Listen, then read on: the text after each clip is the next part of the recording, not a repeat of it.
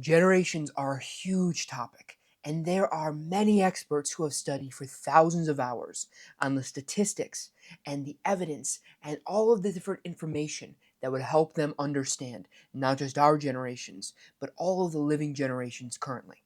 Well, in this video, I wanted to compile all of the research I've gathered in the videos about one in particular, and that is the number one expert I could find, Gene Twenge. So let's look into it.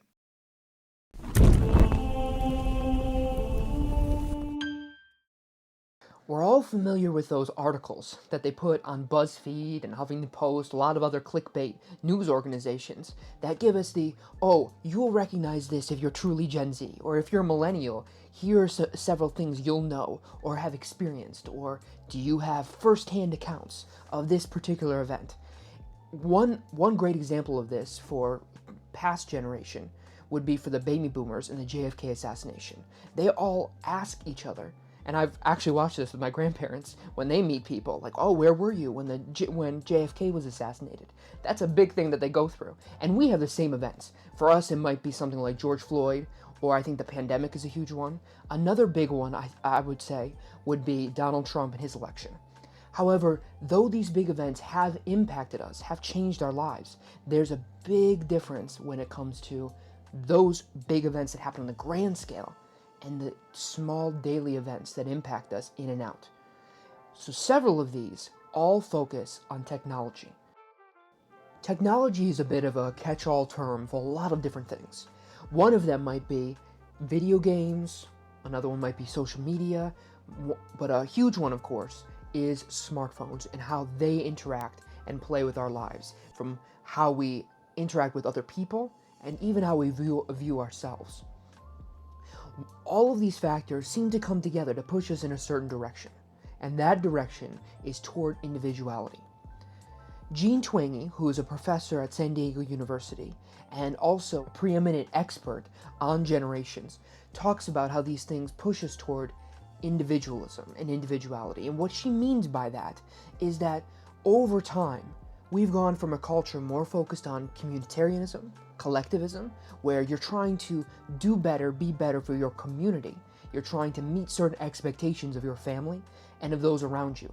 You're trying to fit in. And now we live more in a society where you need to make something of yourself. You need to focus on who you are, be yourself, believe in yourself.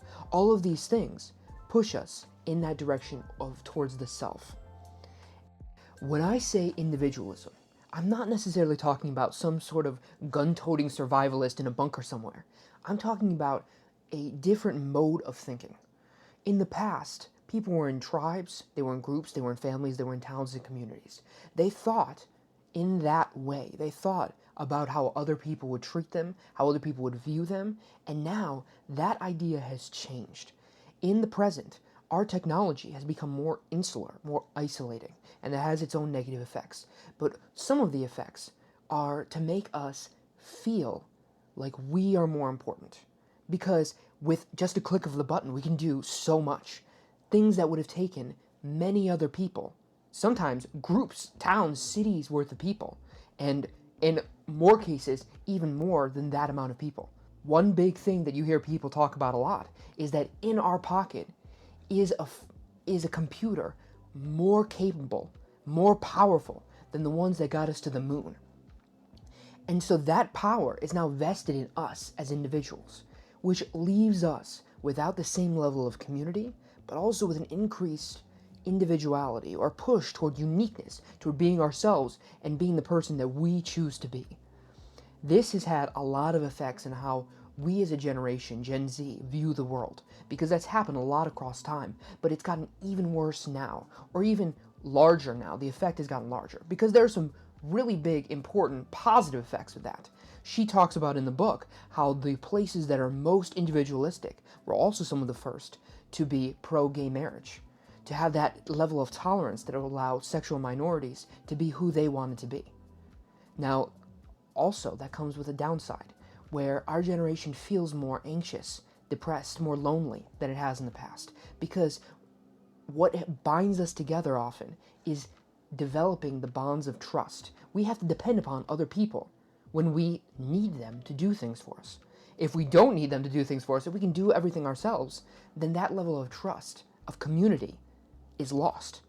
It's away from us because we can go into an app and we can download something that would allow us to do many things that in the past people would need an entire group to do. Before, they used to use, rather than having some sort of scientific calculator that could do complex equations, they would have to use an abacus. And we'll edit one in right now. But an abacus was this thing where you had to slide across little beads in order to count things. I remember when I was younger, I had that in the nursery I grew up in, and it was crazy to think about. I didn't even know that they would use that to calculate large numbers. Sometimes in the past, I believe it was even used for a census of people, so counting all that were in a certain city, town, or nation. And that's how they would calculate things, which is crazy to our generation to think about that. In an era of Snapchat, in an era of social media, where we can do so many things. And yet, without that, we lose that bond between people. So at the same time, we're liberated to be the people we want to be, but also we feel more isolated than we've ever been. And that's one of the fascinating consequences of technology, which has led us to one more aspect that has become a big part of who we are as Gen Z. The last part that this all flows into is what she calls the slow life strategy. Jean Twenge talks about in her book about, in the past, we used to have what's called the fast life strategy. This is a theory of how we live our lives and how we develop as humans. And in the fast life strategy, we raise our children to grow up more quickly because their responsibilities are fewer, meaning they don't have to have a long education in order to make what they need to make. They don't have a scarce amount of resources. And furthermore, there isn't a high level of infant mortality. Infant mortality used to be one of the biggest reasons why the average standard of living, the average, I should say, lifespan, was much lower when you look in, for instance, the Middle Ages. Because so many of the deaths were young children. Young children when they were first being born, because it was so difficult in many ways to have children. That's why when you look back and you read a biography or you hear about a history, you'll hear so many times that these people in the past would have many, many children, and yet only 5 brothers and sisters, or only 6, or only 3, because either the mother or the children that she was birthing died in childbirth. And that's a big reason for the shift in how people develop. She says that infant mortality impacted that because as we went up through the 80s, 90s, and into the early 2000s, our generation, infant mortality had gone to an astronomical low. So because of that, there were many more people. And when you have many more people, then there is scarcity of resources, for one, but second, you treat your children much more differently than when you just have to basically pump out as many kids as you can in order to even have children, because so many were perishing at a young age. So because of that, she talks about the slow versus fast life strategy. So the fast life strategy, once again, is when you have lots of children, of course, and then they develop very quickly. So she talks about how the silent generation, it was not unheard of for them to have marriages even in their early teenage years. In fact, my great-grandmother was married at about 14 or 15 years old. And that was not at all uncommon or even frowned upon. And yet, when you look today, if even a 19-year-old of Generation Z were to get married, we all would look at, are they religious? Is something going on? They would be looked at differently and in an odd way compared to everyone else. So that is a great example of that change when it comes to the slow life versus the fast life strategy. And now let's talk about the slow life strategy. The slow life strategy is one where the focus on education, for instance, is much higher. Because in order for us to make something of ourselves, in order for us to be who we want to be, we need to go down a certain career path. In the past, many of these paths of what you would do in order to make ends meet were very different, and often very short term. You would start a job, they would teach you how to do it, and you do it. It'd be something normally of manual labor that would require stacking, farming, the list goes on. But a lot of them were either manufacturing jobs or jobs you'd have to do with your hands, that you'd have to be on a factory line, and that would allow you to make ends meet for your family. However, now with automation and once again technology, that is totally changed. Now we're at a very different place, where in order to make a name for yourself, in order to make enough money, in order to have a family, you're going to need to have a certain level of education. Education is a big part of it. But another part is, when you have fewer children, you invest more in those children. And thus, the amount of time, of effort that goes into those children are far more. Rather than kind of pushing them out to be who they want to be on their own and to make themselves, etc., etc. Instead, now you're taking them to soccer practice. Now they have tutors. And so all of that development grows. And many people, when they look at Generation Z, they might judge us or say, wow, they look so young, they seem so young, they're so immature. But a lot of that is because how we're raising children has changed as a society, as a culture, and even as a family unit. All of these factors, that is technology and its increase in individualism leading to a slow life strategy, have come together to create what I think are some of the foundational elements of what it means to be Gen Z and what makes up our generation and the common experiences we have. Because while it's easy to look at things like the pandemic, which was difficult and something that I think many other generations won't understand that we went through, still though, the daily activities we do, our daily habits, our routines, how we look at the world is shaped by much more fundamental factors, much deeper, more ingrained traits that we have together as a generation. And those of course, like I've talked about, is technology, how that's made us more individualistic, how now we're more free to be the people we want to be, while at the same time more isolated, more alone, and feeling like we don't have the connections that we would like. So this all pushes us toward the slow life strategy. And once again, the slow life strategy is when children get more of an investment because there are fewer of them, and also the world has put us in a place where in order to be who we want to be our individual self, we must learn more, understand more, and discover who we are, and all of that takes a lot more time, a lot more energy, and a lot more resources. And so our lives have somewhat slowed down. All of this to me, like I said, forms the backbone of what I think it means to be Generation Z and what we all struggle with. Jean Twenge is a psychologist who works at San Diego University, and she's one of the foremost experts on generations. In particular, she talks about Generation Z in her book, Generations. I know, not exactly the most original title, but it does a great job of showing one of the core traits, or many of the core traits, that we have as a generation. I want to talk about a couple today. One of them is a lot more online communication. In about 2012, she says, we had a big switch in our generation. I actually remember, personally, that all my friends at around 2010, 2012, I think for me it was around 2013, where all my friends had gotten smartphones. And smartphones impacted our generation in a big way, changing the way we normally communicate from being in person, face-to-face, or even over the phone, in the case of probably many of the millennials, and text, to now being almost entirely, or at least 80%, when we're honest with ourselves, at least 80 to 90%. And for introverts, it's 99+%, on just internet communication, on just FaceTime, or Snapchat, or Instagram, all of the, or Facebook Messenger for our older Generation Z. So because of that, it has changed how we interact and see other people. Rather than it being something in person where we can relate to and see who they are, their facial expressions, how they're feeling, instead, we then are looking through a phone. And many times we're not even looking at the person. I know a lot of people like to do FaceTime, but I think most people, especially those who are more socially anxious, who are more hesitant when it comes to dealing with people, they don't do that as much. And so we get to a point where rather than it being face-to-face, in a more human interpersonal connection, we're now a bit more isolated. We're more standoffish and behind screens. And that has changed a lot of who we are and how we see the world and relate to other human beings. Now, not everyone agrees about it being smartphones and digital media. Some tend to think it's things like unemployment, for instance. However, she points into the book about how at that time unemployment actually was at historic lows when the change in social media usage and its link to what we'll talk about with mental health. She talks about how that isn't the case, because when that happened, unemployment was at a low.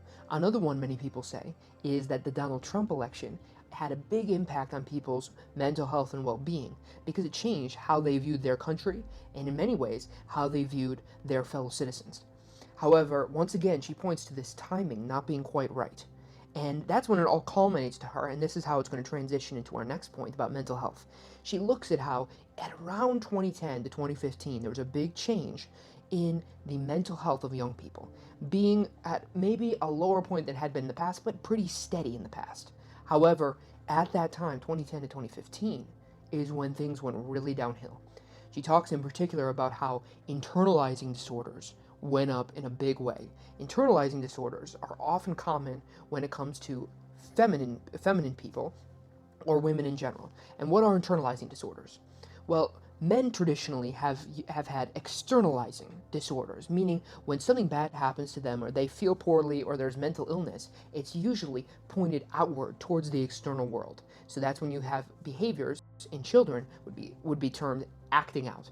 They might hit someone, they might mistreat someone, but it's usually on other people. Whereas internalizing disorders are pointed the opposite way. It's about inside of yourself. You feel poorly, you feel anxious, you feel depressed. And that's what changed at around 2010 to 2015. A lot of these internalizing disorders like anxiety and depression and other things associated with those two started going up.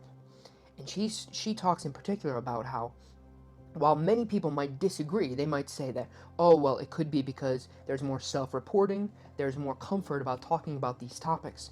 In fact, there are some real-world consequences that we can all see that are quite measurable. She points in particular to how hospitals have had a big surge in suicide attempts and in self-harm. And that's one of her main points of evidence and proof that this in fact is a significant change in the mental health and well-being of our generation. That rather than this being something of a comfort, that we feel more comfortable talking about mental health, that we feel more comfortable saying that we feel poorly, which is probably true. But rather, she says it's the opposite. It's flipped. Instead of it being, we are comfortable, therefore we talk about things we're struggling with, rather it's, we're so uncomfortable, we feel so poorly that we have to. And because we have to, we then are more comfortable. Because we feel poorly, we then need to talk about mental health to more people. We need to talk about therapy. We need to talk about and normalize speaking about our mental illness. And because of that, there's been a huge surge in TikTok, social media of all kinds, talking about therapy. I think a great example might be Dr. K on YouTube and Twitch. Another great example on TikTok might be Julie Smith, Dr. Julie Smith. This is a point where I want to break the fourth wall for a second and ask you, do you feel like this is correct in your life? Do you feel like you have been struggling more than past generations or how you've heard other people talk about their upbringing? You know, when you look at the past, is that what you see? Do you see people who were doing pretty well, might have had some issues, but you're doing a lot worse for whatever reason is affecting you? I'd be really curious about that because one of the videos I would like to produce would be one on personal effects of technology, of the evolution of our culture and where we are as a society on Generation Z, how we are personally impacted. I think that would be a very interesting video to see if what the statistics show is actually backed up in day-to-day life. I believe it is, and one of the ways is, like I said before, the hospital visits, but another way is just the surveys of loneliness. The surveys of loneliness and feeling poorly about the world has gone up a great deal. In fact, cynicism is another big part, and that's one of the videos I'm going to make in the future, talking about cynicism. But there's a certain level of pessimism about the future, about our culture, about America, about the West. There's a certain level of seeing things and thinking it's all going downhill.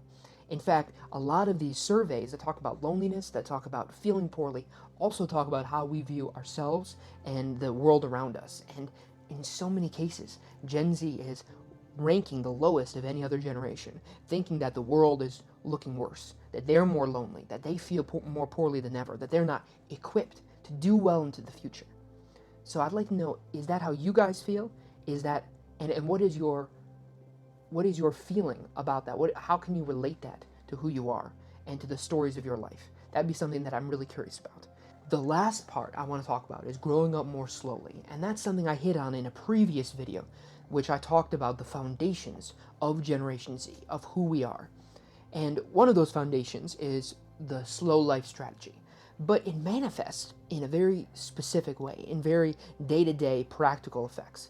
And that is, looking at high school seniors, for instance, they often have had far less of the experiences associated with seniors of the past. Things like when you watch The Breakfast Club, when you watch high school movies like The Mean Girls, you see all these crazy activities, these big parties, drinking, driving, having sex early, all of these things that previous generations did and that have been normalized in television and media, and we're doing a lot less.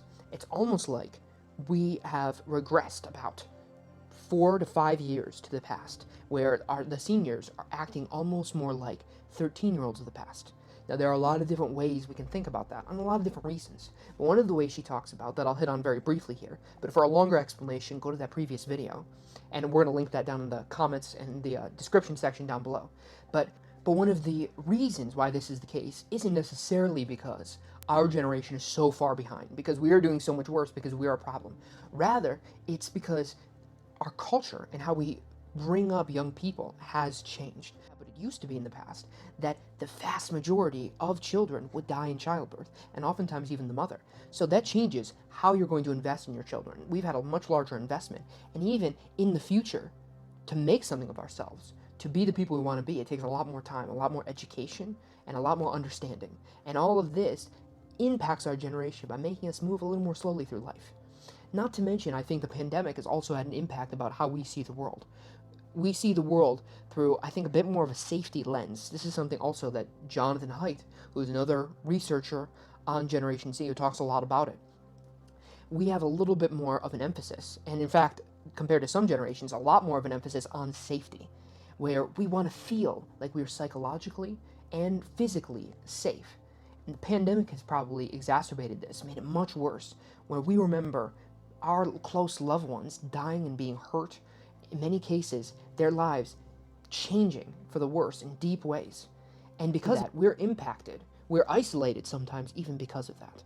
I think this manifests in some very practical ways. Most of all, it manifests in us feeling less confident about being adults, about having the skills we need and the knowledge we need to fully grow up, to fully mature. I've met a lot of people personally, and even myself, where I see how they act and how I act, and I wonder, is this true across the board? That's why I would love to hear from you guys. But I think there's a certain level of hesitance when it comes to how to be an adult, how to get an apartment, how to have a relationship, all of these things. And a lot of that is because our lives are developing more slowly. These skills that other generations had, because they went out and did oftentimes crazy things, because they did those things, they have the skills that I think oftentimes we don't have. And many times we're not going to have the same scars, the same issues that they might have because they were crazy and they made mistakes and they did things that we would never think to do. But we also don't have the skills they had because of that. And that's something that's true of me, and I think that's true of a lot of our generation. It's also similar to another concept that Jonathan Haidt talks about in his books and in some of his writings when he talks about safetyism. Our generation has much more of an emphasis on safety as a value, on psychological safety, the ability to converse back and forth with someone and feel like they're going to honestly try to understand what you're saying and what you're trying to communicate, rather than nickel and dime you and think there's a problem with this word or that word. The feeling that you can be heard and listened to genuinely and sincerely. That is one aspect. But another aspect is feeling like from a physical standpoint you are safe. And you can look no further than the pandemic to see how we've been impacted by the events of our time. But I think even before that, there was a change. And there's a lot of speculation as to why that is, but there was a change in the values we have, wanting not to be quite as adventurous. And part of that might be because we're developing more slowly, but there also might be some other reasons. Regardless, though, these have all come to impact us and make us move more slowly and in some ways feel less confident about being adults and about fully recognizing, fully realizing who we are as individuals, as fully grown, mature humans. These three factors, that is, more online communication, a problem with our mental health, and the effects that technology has had and more online communication has had, along with a slower life trajectory, a slower maturity, that has impacted our generation in some really fundamental ways. Generations are a complicated topic, but one that can give us immense insight into who we are and who we'll turn out to be. When I was looking into Gen Z for the first time, a lot of different experts came up. Some of them were people like David Stillman or Jonathan Haidt, and those are people that I might go into later on. However, one person above all came up, and that was Jean Twenge, a psychologist at San Diego University. So today we're going to talk about a lot of her ideas and break down her thoughts on what it means to be Gen Z, what we're dealing with, and who we are. So the first question is, who is Jean Twenge? Well, like I was saying before, Jean Twenge is a psychologist who works at San Diego University. And one of her main focuses, if not the focus, are the differences between generations. So this all began for her back in the 90s or early 2000s, I believe. I think it was the 90s. And she talks about how she was looking at the differences between her generation, Gen X, and boomers. And she says that there's a lot of stereotypes at the time that were based on very little data. And that was something that bothered her. But I'll let her use her own words. Yeah, so I am a Gen Xer. In the early 90s, I was working on my college honors thesis, and I noticed that the my fellow undergrads were scoring very differently on a psychology questionnaire than the 1970s test manual said that they should. So this questionnaire had things about assertiveness and leadership, and the women in particular just look completely different. Made me realize, well, that actually makes sense because roles for women have changed a lot over that 20-year period. So that was my first study on generational differences.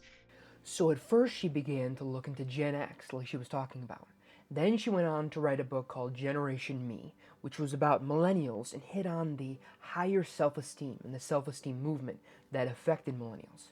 Then come about 2012, and in retrospect, I think she was looking at this maybe in 2014 or 2015, but she saw a marked change. And this is where she really sees the difference between Generation Z and millennials, because that's when we see a huge uptick in things like internalizing disorders.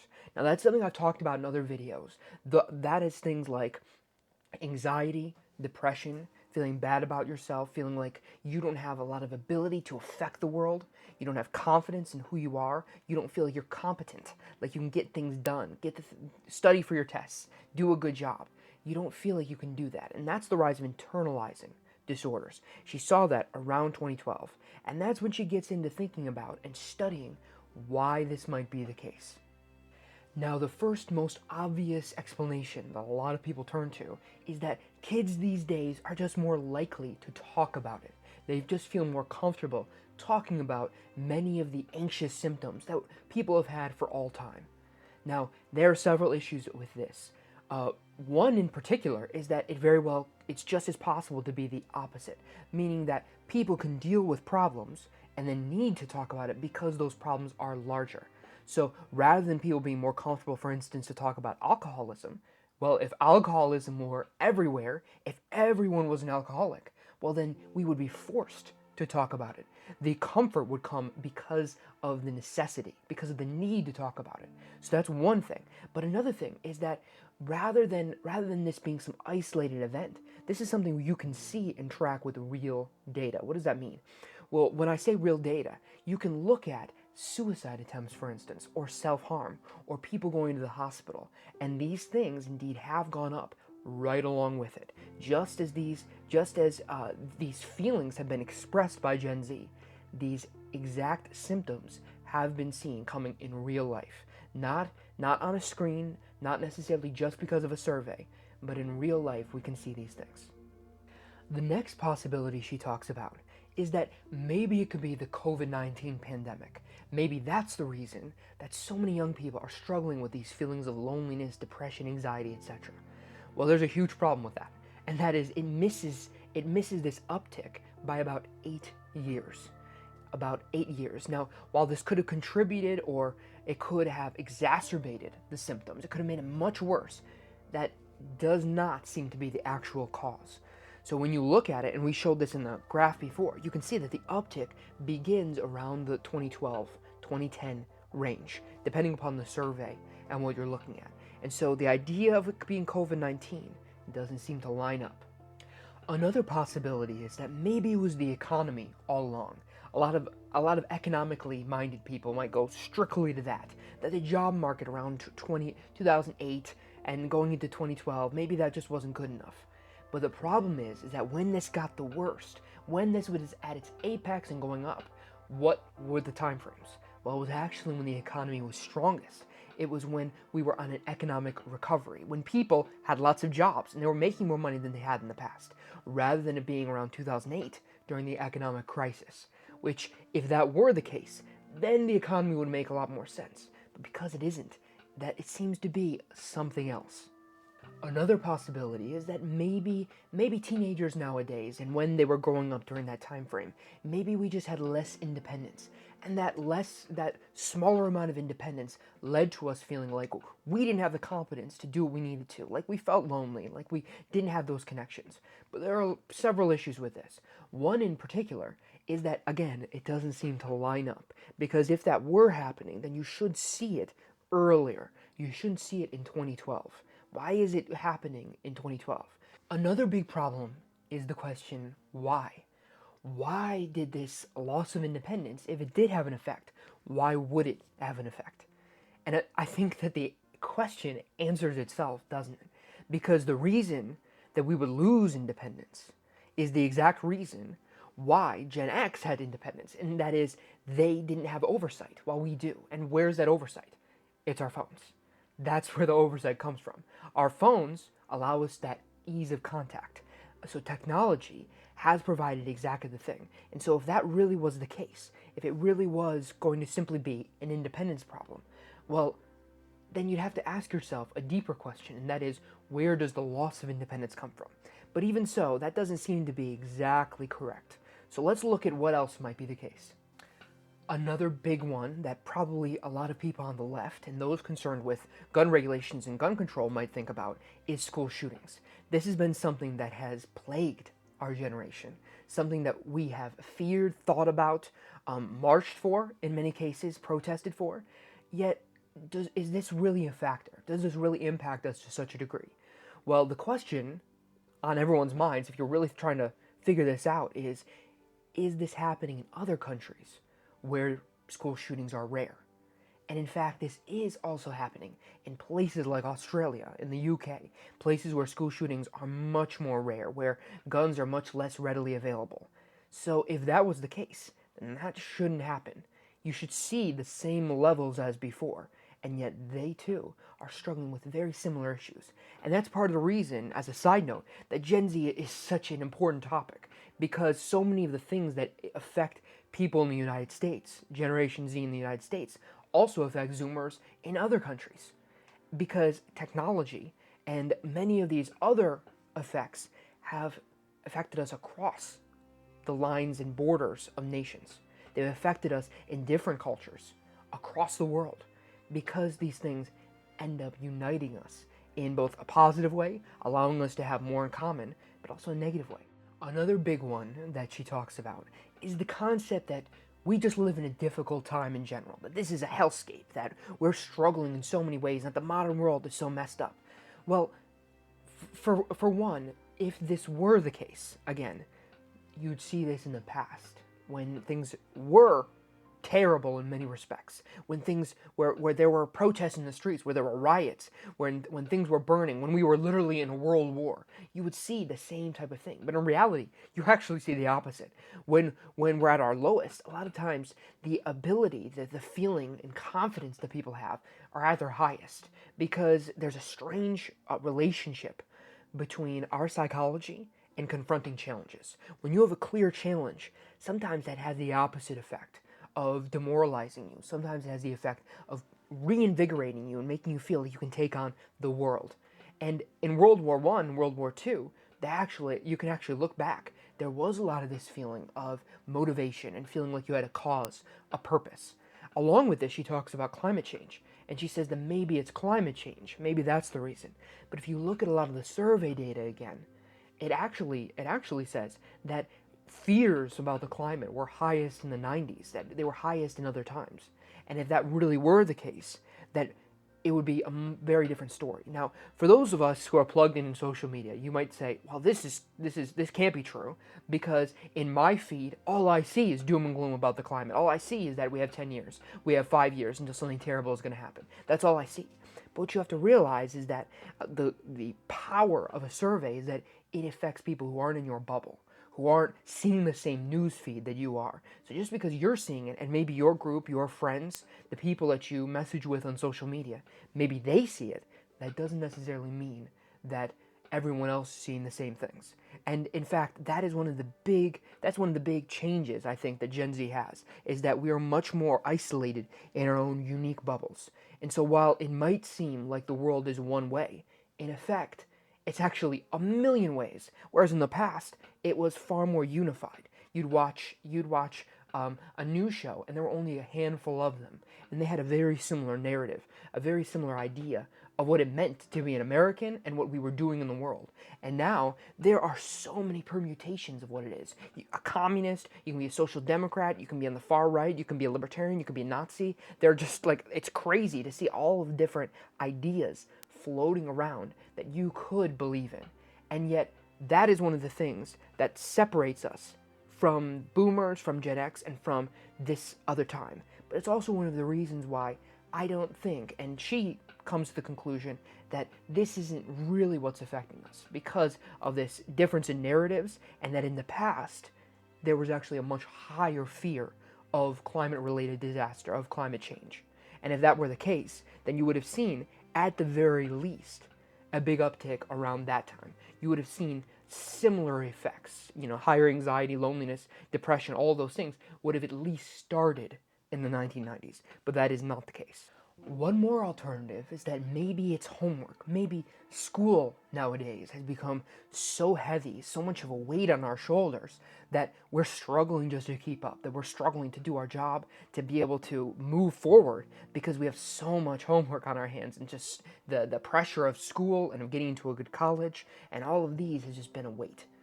Well, the issue, though, with this that she talks about is that, according to a lot of data, actually it was in the 90s that we spent more time on homework.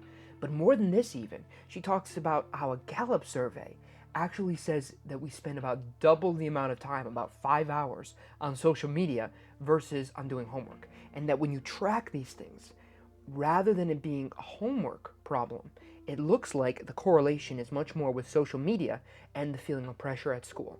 As the social media pressure, the digital media pressure goes up, so does the feeling of school bearing down on your shoulders, which is a fascinating fact, while simultaneously being something that goes right into the face of this argument. So then what else do we have left? What other things could it be? Two more possibilities are things she talks about, among others. She talks about a couple others, but these two are the biggest ones. One in particular is drugs. That drugs nowadays, that the opioid epidemic has affected young people and really set them back. The problem, of course, with this is that the deaths of despair that are talked about a lot, they actually don't happen among young people. They happen far more among middle-aged adults, particularly men, who, in many cases, who don't have a job and have fallen out of the workforce, and which is completely different than Gen Z, a very different demographic. And while that's an important thing to talk about, seems to not at all bear into effect when it comes to us. The last one I'll like to talk about here is maybe our parents are the problem. Maybe Gen X has just screwed us up, and it's really their fault for all of our struggles, all of our trouble today. But in reality, the rates of depression, the rates of anxiety and things like that among Gen X has remained pretty stable across time. She talks about that. So then what are we left with when we look at this? I think we're left with a very obvious one, and that is around the time of 2012, a new device, a new invention became very popular, and that was the iPhone. That's why in her book, iGen, she calls us iGen instead of Gen Z. Now, that name didn't really catch on well, but it spotlights a big change, and that is the rise of smartphones, digital media, and social media.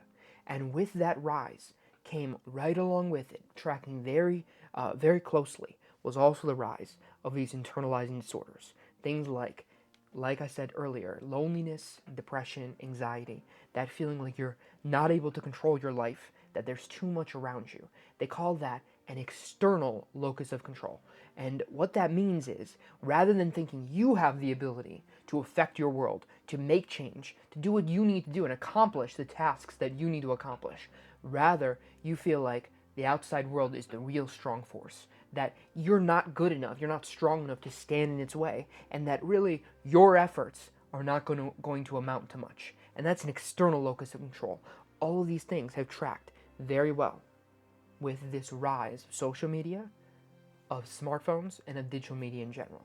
Last video, we looked into Jean Twenge and her view on Generation Z, or why we got to the point in 2012 where we were having this rise in internalizing disorders.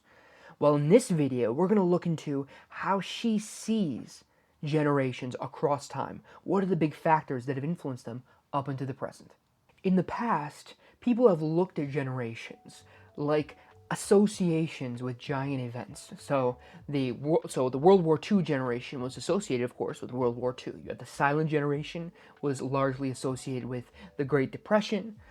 They were also associated with growing up after and during World War II. So you see these things, and then there's a lot of things you can chart with them. JFK, many lists. However, she differentiates her view of generations because in her view it's technology that really changes things, that has impacted our day-to-day lives over big events like that. Now, I've talked about this in another video, so I'm not going to go too deep into it today, but I want to introduce that concept. Along with that is this rise of individualism. By individualism, what we mean is an interest in wanting to be yourself. And by yourself, meaning you're pleasing your own interests, your own motivations, you're trying to figure out your own life. All of these things, you can hear it even though in the vocabulary that I'm using now. They're not others focused. It's not about the external world, it's about the internal world. It's about trying to fulfill your own desires, dreams, passions, and ambitions. It's not about trying to please your family, it's not about trying to please your community. It's about the internal things. And so she charts this evolution from being more of a collectivistic, trying to please your family, live in line with societal values, all the way into today, which is far more individualistic, far more unique, far more diverse in that way, where you have your own unique interests, your own idiosyncratic ambitions that you're trying to accomplish, and yet it's not as much about trying to please the people around you. So that is another aspect. One other big force she talks about is life history theory. Now, what does she mean by that? Well, this was something by, I believe it was Andrew MacArthur and E.O. Wilson, who originally came up with it. But one of the extensions of this theory is that people in different circumstances are going to prioritize different desires for their children. What does that mean? So if you live in a very poor area where there aren't a lot of resources and where the tasks you have to do in order to make your ends meet, in order to have food on the table and to provide for your family, aren't things you have to go to school for a long time for. They aren't things that are very complex. They're just hard work. Well, in that environment, you're going to have a very different concept of what it means to live your life. You're going to have more children because the child mortality rate will be much higher. More of your children are going to die in childbirth. So you're going to have more children. On top of that, they're going to have to go to school for a lot less. They don't need as much information in their head in order for them to do the same things that you're doing, for them to help your family, but then for them to help their own family later on. So they don't need that either. So it's a very different mindset for how you live your life. That's the fast life strategy. The slow life strategy is the exact opposite, where you need very individualized skills in order to accomplish things, where the child mortality rate is low by contrast, where medicine and technology has elongated our lifespan so that way we're living now into our 80s or 90s, and maybe with modern technology, Gen Z could live even longer than that. And so the way that people live their lives and the way that they enable their children to live their lives is a completely different scenario. And she contrasts this by talking about the fast life strategy and the slow life strategy. When you apply these concepts, individualism, technology, the life history theory, to past generations in the last 100 years or so, you can see the change across time. And so that's what we're going to look in today. Not necessarily like some comprehensive breakdown of the differences with each generation. No, instead what we're going to do is we're going to look into what these effects have had on each generation across time. We're just going to look at that part. And it's very fascinating because, for instance, the silents are a perfect example of a more traditionalist fast life strategy approach. Now, I do want to say this is going to be very different than if you live in the 1500s. So these strategies are very different. It's the silent generation would still be more individualistic. They'd still have a much slower life strategy than someone who lived back then. However, in comparison to our modern day, they're a perfect place to start. So they were known as more traditionalists, meaning they were more interested in living in line with how people in the past have lived, with how their family wanted them to live. They were more collectivistic in that way. They also were, of the generations we're going to cover, since the World War II generation, what's often known as the greatest generation, they were also the ones with the least amount of technology. So they were the ones who had to have very close social ties. They had to have more of that comfort with interacting in person with groups. On the other hand, they also had a lot less labor-saving devices. Things like washers and dryers, running water even, things like that. They grew up with a lot less of those resources than future generations did, which meant that a lot of their time and a lot of the way that they thought was more manual. It took more work, more effort, and longer time. Along with that, there was a lower amount of education, of higher education. Less people finished high school, less people finished college even, and that definitely changes how you see the world. Now, not necessarily in a good way or a bad way, but it just changes how you see the world and then how your future develops. Because in addition to that, they also had families much earlier. It was not uncommon for families to start as early as their teenage years. Now, while that might seem crazy to us, my grandmother, in fact, who was a silent generation, she was right at the tail end. She had her first child at 14 years old. And that was not at all unheard of. People were getting married in their teenage years. I think the average for childbirth, I believe, was about 21. One other interesting part along with this is that as we trace this line of generations and their different effects, one big thing is that the silents tend to have the lowest amount of depression and anxiety among all the different generations. So while they also had less education and had families more quickly, they also had the lowest amount of depression and anxiety. One fascinating thing before we dive into boomers is that so many of these social change movements, things like the feminist movement, the civil rights movement, the Stonewall riots, they all were helmed, they were all led by members of the silent generation. So we often have this idea that they were big traditionalists, which is true. That is not necessarily just the case. So now let's move on to boomers and talk about how they've affected things and how those changes have happened with them. Well, one fascinating aspect is that they do seem to be, I won't say exactly the start, but really when these effects take hold. And like I said, the silents tend to be the leaders of some of those rights movements. However, they were mostly made up of boomers. And in those civil rights movements, we can see how individualism is really taking root, how it's really taking hold of people in some very positive ways.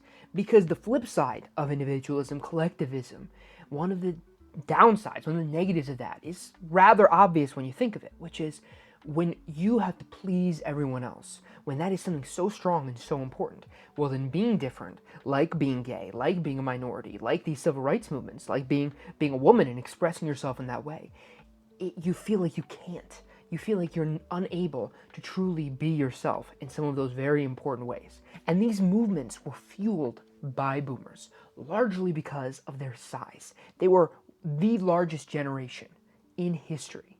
And that was, of course, because of World War II. You know, all these people coming back and had children very quickly. And so because of that, we had this large generation.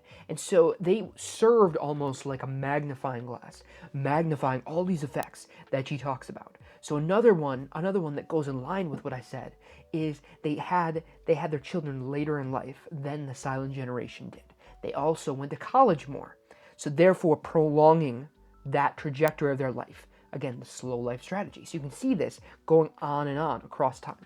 They were also more interested in finding their meaning in unique ways, not just the age-old religions that had been around for quite a while. Instead, they were interested in more psychedelics, more of the Eastern and more of the Hindu traditions. You can see that in the influences that it had over the Beatles' music, for instance. And Woodstock is another example. So you have these thrusts toward trying to make your own way, trying to be your own person, trying to find your own uniqueness. And again, the boomers, because of their size, really magnified this.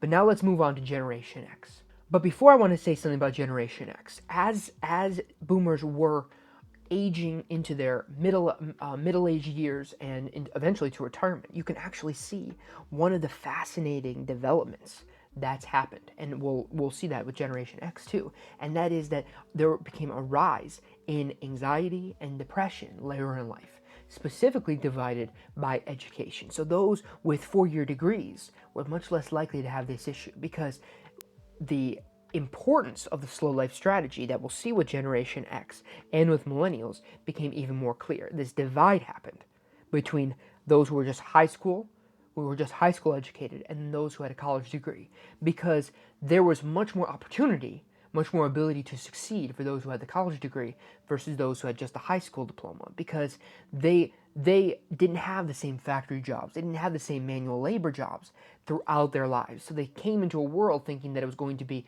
like their parents, when in reality it wasn't. And we can see this with Generation X too, because they, in order to make ends meet, their families had to both work in many cases. And you can see with boomers that the rates of women working in the workforce were much higher than in the past. And it takes up across generations too. And Generation X had to deal with this, which is part of the reason that they were known as the divorce generation, because this stress that not just finances, but this new individualism crept up on them and really influenced their early lives.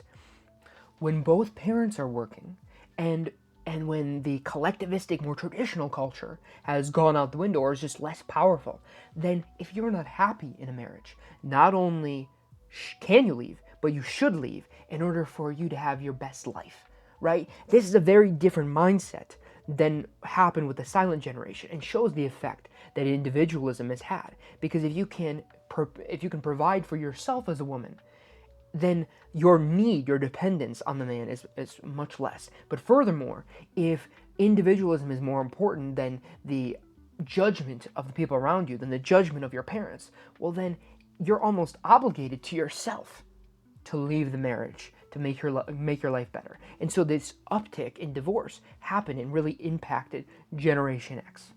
So like I was talking about with Generation X, not only did they deal with the divorce rate going up, but furthermore there was this independence for themselves, which further fuels their individualism. They were known as the latchkey generation.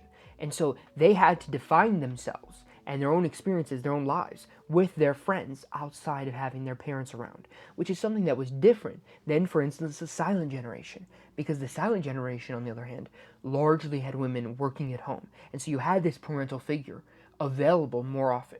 But with Generation X, this wasn't the case.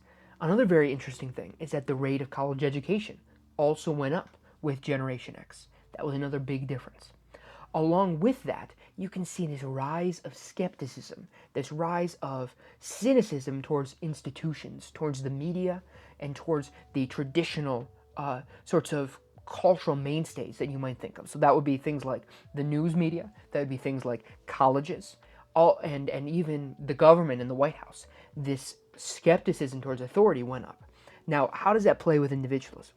Well, the fascinating thing is, when you have the capacity within yourself to come to your conclusions, to have your own beliefs and have your own motivations, well, then what happens? Well, then you more trust yourself to be the authority. You more trust your own beliefs, your own takes, your own biases as well. And so you're more likely to disregard the institutions and the authorities, the experts, because you rely more on your own individual thoughts, your more individual opinions. And this is one more symptom of this cause of individualism and of technology, because along with technology came this rise of individualism, came that women could work in the workforce because their time was not taken up with so many manual activities like washing by hand or having to spend a long time just making food. So with that new rise, what happened? Well, women had to then go into the workforce. And if women went into the workforce, then they weren't at home, which meant that there was more individualism for their children. And thus, again, time after time, day after day, year after year, this rise of these factors continue forward until we come more to the millennial generation. Now we come on to millennials. And the fascinating thing to me about millennials is that, like we talked about before, boomers really magnified these effects. And these are the children of the boomers. So we get to see them all the more magnified by double. I mean, like a telescope, like a microscope of magnification. So we get to see how they're the most planned generation by the boomers. They were prepared for the most. This was after contraception, the ability for women to really choose when they had children instead of just being at the whim almost of their biology.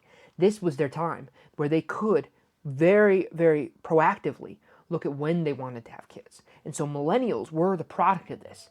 But on the opposite side, they were also more managed, more pushed to do more homework, to achieve, to move forward, to progress. And so along with this push came a higher rate of college education. And I believe they're even higher than Gen Z. Although I think there's some mixed data on this. But regardless, since that time in history, they were by far the generation with the most college education. But also, interestingly enough, they were the ones who had children the latest too. So we get to see this slow life strategy pushing further and further and further as time has gone on. They also had the rise of this self-esteem generation she talks about. And what do I mean by that? I mean that there was a huge push by educators, by teachers, by public servants in many different realms, many different institutions to push this concept of self-esteem, of feeling like you can accomplish whatever you can accomplish, whatever you set your mind to, you're capable of doing. And this was a theme echoed, mirrored in many different ways to millennials across time. And so they were actually the generation with, of course, the highest self-esteem. But that doesn't mean that it worked out how you think. Because while they started off with the highest self-esteem, they also later in life hit a point where they had much more depression, anxiety, and disillusionment than past generations. So they kind of at the flip side of where Gen Z's at right now, where Gen Z is dealing with a lot of these things. They, in fact, dealt with it later on. It was almost like their misperception of reality that was given to them because of self-esteem hit this wall, the wall of reality. And she talks about the 2008 crisis being a great example of this because they had these high expectations, higher than any previous generation, for achieving great things. One survey she points to is that they had the highest expectance that they would have a professional degree, like a doctor, like a lawyer, things like this. They, of all of the generations, felt like they would achieve these things. And yet, during the 2008 crisis, they hit this wall where we went into a quasi-depression. And so they afterwards were really set back financially and in their lives. And while they rebounded quite well, that was still a big change that led, at least in part, to a rise in depression and disillusionment with this generation. But they also were some of the first who dealt with technology in its infancy. So Generation X helped to create the foundation for the modern world that we see today, for the internet, for a lot of these website-based companies. But on the flip side, it was millennials who dealt with the first of social media, who really integrated and used smartphones in their lives. And along with that came the depression and disillusionment. That it came in their later years, when they were probably using social media the most, which I think is a correlation that also might be causal as well. So with all of these different factors, we see across generations, across the silence, across the boomers, Gen X, and millennials, that they're all dealing with these big societal factors. What are they again? They're the slow life strategy that you see across time, because the rate of having children has been moved in age, day by day, decade by decade. And so as that has moved, well, it's also moved. Well, education has also gone up. More people have been educated. So again, it's this pushing forward. And you're also having fewer children as well. Millennials have had the fewest children per family by far. And so again, these factors are moving up and up and up. And also, what's another interesting factor, Well, along with that individualism came with a rise of acceptance from minority groups. Because why would you not accept a group who's just trying to be themselves, who's just trying to do the same thing that you're fundamentally trying to do? Rather than a past age where you're trying to please all the people around you, instead, in this new age, it's about pleasing yourself. And I don't mean that necessarily in a negative way, although there are some negative, more narcissistic elements to that, but also in a positive way, where you're trying to figure out what is going to make me happy, what will I feel good about, what will motivate me. And so, if that's your perspective, you totally understand why someone else who might be a man who likes other men, why they might find satisfaction with that, because in effect, that's just a mirror version of what you're trying to do. And so, along with this rise of individualism came an acceptance of minority groups. And in fact, millennials were one of the most accepting, if not the most accepting, since Gen Z. So as time has gone on, that's also shifted. But along with that has been a rise in this depression and this disillusionment, not just with yourself and who you are, but also with the outside world that we talked about with Gen X, with this distrust of institutions, distrust of the media, and of higher powers, higher authorities. So all of these things culminate in Gen Z. And she talks about Gen Z in great detail. So that's what we'll look into in our next video. Over the past couple of videos, we've been looking into Jean Twenge, who is widely known as the #1 expert when it comes to generations. We've talked about different aspects as far as her theories and how she got into things. But today we're looking into Gen Z and her thoughts on the traits of Gen Z and how the big factors we talked about in my intro have impacted us across time. Well, the first one we're going to talk about is gender fluidity. What do I mean by that? Well, among Gen Z, there's been many, and not all Gen Z, let me first say that, not all Gen Z, because as we'll get into later, there's a lot of political polarization across Gen Z. But among many versus the millennials, there's been a redefinition of what gender is. So you might have heard a comment like gender is the cultural expression of sex. That it's really that the biggest difference is the expression of yourself. Whereas sex is something biological, gender is something you express. And that's an interesting point of view. Like I said, many people think that way. However, she points that out as one more reason, one more effect of individualism on our lives. Let me explain why that is. Because at first glance, it might not seem like individualism would affect how you think about gender, but it really does in some big ways. Because if you live in a more collectivistic culture, a culture where you care more about how everyone else thinks about you, well, how are you going to react? How are you going to express yourself? Well, it's not going to matter as much what's inside, how you feel. Because what you're thinking about, what you value, is how other people around you think, what they value. And so, therefore, gender will become very much about other people, about expressing how other people think you should act, how other people think that you should be. Now, in a more individualistic culture, a culture that she thinks we become more and more as time has progressed, leading up into Gen Z, well, in a culture like that, then what's inside matters most. How you express yourself should come from the inside out. It should come from who you really are. It should come from the deeper parts of yourself. And she sees gender fluidity as an expression of this difference, of people looking inside and how they feel, what they think, their traits, their personality, and seeing, does that match my conception of my sex, of the gender that I'm supposed to be, and then applying that going forward. That's how she looks at it, and then she traces this trend along with individualism. Well, furthermore, the next trait we're going to talk about is more identification as being other than straight. Now, let's talk about this in a little more depth. Over the course of time, there's been a lot of different surveys that have been given to people. Now, why is this important? Well, if you just look at one survey that's given to Gen Z at any given time, that's not going to be as important or as valuable as something that is given to the same cohort, to the same group of people at different age groups. Meaning, we look back at millennials. If millennial 18-year-olds were asked the same questions that Gen Z 18-year-olds were, that boomer 18-year-olds were, that Gen X 18-year-olds, and on, well, then you can start to see some really interesting data, some really interesting facts. And some of these surveys have come up with more identification as being other than straight.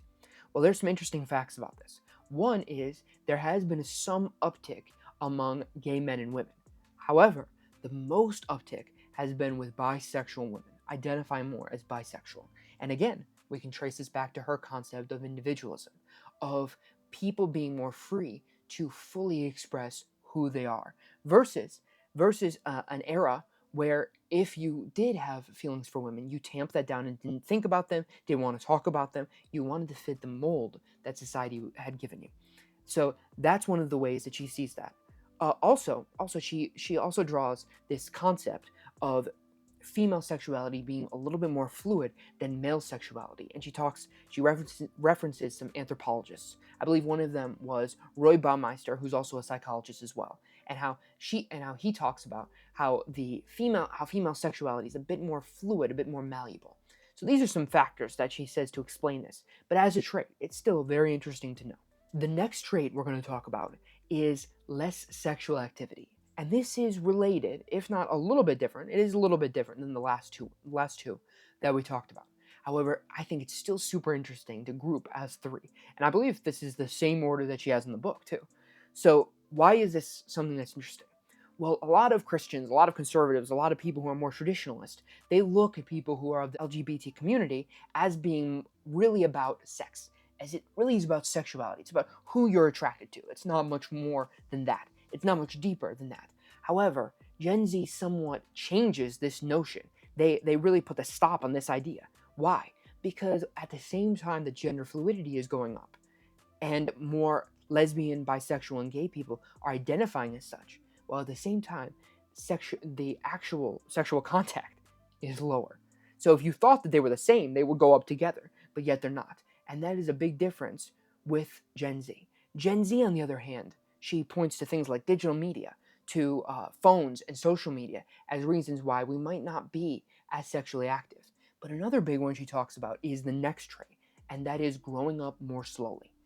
Well, in past ages and past decades, a lot of the milestones that would mark you as being of maturity, of adulthood, things like going on your first date, going to prom, losing your virginity, graduating high school, going to college, getting your first job. A lot of them, in actuality, have happened when Gen Z is older, when Zoomers are older, rather than it being something that happens when you're 16 or you're 15, you get your first job.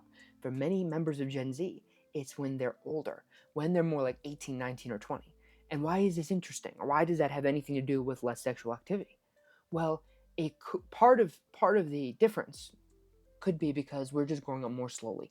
A lot of the milestones that past generations had, like a girlfriend, like sexual contact, are just happening for us at a slower rate. So that could be something that's impacting it. However, it could also be that around 2012, like we've talked about in past videos, and she talks about a lot, smartphones became ubiquitous across schools, high schools, individuals, just wherever you name it. There are smartphones, and there's social media, and there's digital media. So along with that, that caused more isolation, more insular activity. You're on your phone, you're at home, you're scrolling TikTok. You're not thinking about, oh, I need to go to this dance, I need to go to that. And that's one of those strange things. I think I talked about one of the videos about Gen X, that you think about their experiences and how they're out in the world doing some of these crazy things. In the video, I talked about how there was some Gen X kids were playing in this neighborhood ditch where you had all this sewage water, and they had so much fun doing that.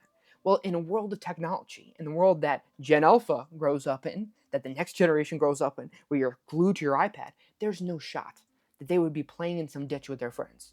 Well, that same community-based activity, that same grouping, right, of having fun with your friends, that's something that we're doing less of. And if we're doing less of that, well, the things that come from that, like sexual activity, because that's where you meet people, that's where you network, that's where you meet this girl, and you hit it off, right? That's not going to happen as much in a world where most of our activity, most of the things we're interested in, is on the screen. The next couple traits are a bit more political, or culturally political, whatever you want to call it. She talks about how we have more of an interest, Gen Z has more of an interest in restricting speech. So she talks about how in the past there has been this idea of freedom of speech having to do with even protecting hate speech, even protecting racist speech, you name it, it even protects that, okay?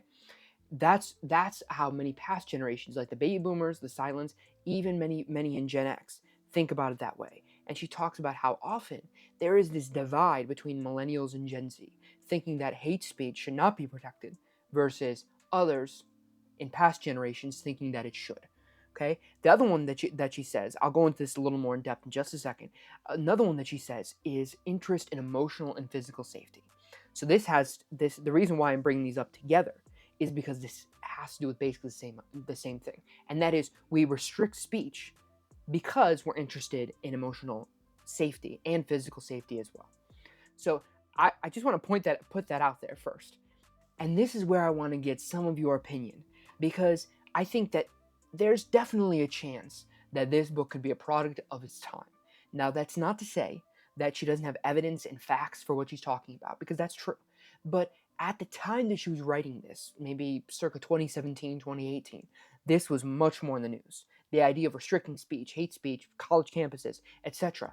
All of this was much more in the news. Whereas today, I feel like there has been a difference in how Gen Z views speech. I feel quite often, especially with what's happening in Gaza, that many people who have protested about that have felt the downsides of hate speech regulations, the downsides of how that could be interpreted against them, and that among at least some of the more politically active Gen Z, there's been a rethinking of freedom of speech, that maybe it should also include a lot of what people consider to be hate speech as well, because that could be used against us in our protests and the things that we think are valuable. But again, that's just my read of things. I'm really curious to see what you guys think about these couple of topics, because I'm not sure if it's just a product of her time, of what was in the news at the time, because like I said, she doesn't have facts to back it up. But my read of the situation is that things have changed, because we are a new generation, we are young people, and so our thoughts of things are not going to be written in stone. They're not going to be set in stone forever. So that's just an interesting question I want you guys to answer below. The next one that I want to talk about is that we're more racially conscious. What does she mean by that? Well, she talks about how in the 2015 area, there was this event or this time frame on the internet known as the Great Awakening. What do I mean by that? Let me be more specific. Well, the Great Awakening, she says, was when there was a sudden uptick in internet traffic, in Google searches, things like that, when it comes to more racially charged topics, topics like white privilege, topics like that have to do with more feminist ideas, that this happened around the 2015 area. This all culminated in 2021, where all of that internet search traffic was basically at its zenith. It was at its peak. And some of the more important milestones for our generation, things that really impacted us, were the Black Lives Matter protests that happened as a result of George Floyd's murder. So she talked about racial consciousness as being a big factor, a big change that's happened to us as a generation that sets us apart from past generations. Now, for the next one, this is something I've hit on time and time again, and I'm sure many people that talk about Generation Z do, and that is mental health. Now, when it comes to mental health, I'm going to go through it pretty quickly here because I have other videos that go into it in more depth. But she talks about how around 2012, there was this big uptick among our generation with internalizing disorders, things like anxiety and depression. This feeling of taking the negativity of the world, of how you feel, and pushing it inward and expressing that in an inward fashion versus externalizing on the outward. You're doing something to other people, you're bullying, you're being mean, you're being nasty, right? Like those are all the things that are externalizing. People, the apex of externalizing behavior would be criminality. It would be you shooting someone, you hurting someone. That would be the apex of externalizing. Now the opposite end would be hurting ourselves. It would be us using self-harm, using other methods to make ourselves feel terrible. That is what you'd expect with an internalizing disorder. And that's exactly what you've seen over and over again with our generation. Along with this comes more online communication. Rather in the past, and part of this was just because they didn't have the ability to, but in the past, people would meet with their friends. Teens would meet with their friends in groups. They would go to parties, right? That does not happen nearly as much with Gen Z. Again, like I've hit on before, so many of the things that I hear other generations talk about sounds very foreign. And maybe it's just because like I'm some sort of cave dweller, but it's something I've heard among my peers, among my friends, people that I've met, that across our generation, that kind of social community is just not as present as it used to be. It just isn't as widespread. And that's because online communication, because now we can contact our friends via things like FaceTime, via things like Snapchat. And so that need to be in person, even for the people who are more extroverted, those itches can often be scratched from home, doing things at home, playing with your friends on a video game and being and chatting on Discord, right? That can all be done from your living room versus going to someone else's house where there are 10 or 20 more people that you might not have known, and then having to build those social instincts, those social skills. That's something that I'm afraid we don't have as strong as other generations. Along with this more online communication comes the next point, and that is less physically healthy. Sadly, with our generation, we are more sedentary. We get out less. We do less exercise. We hit the gym less. And with that comes more weight, more obesity, and the early onset of things like diabetes. And I'm afraid with our generation, that has definitely gone up along with more online communication and the rise of these internalizing disorders. The next trait that she hits on is pessimism. Now, considering some of the things that we've talked about, is it any wonder that we're feeling pessimistic? Is it any wonder that we're a little more cynical than the last generation? We're less sexually active. We feel worse about ourselves.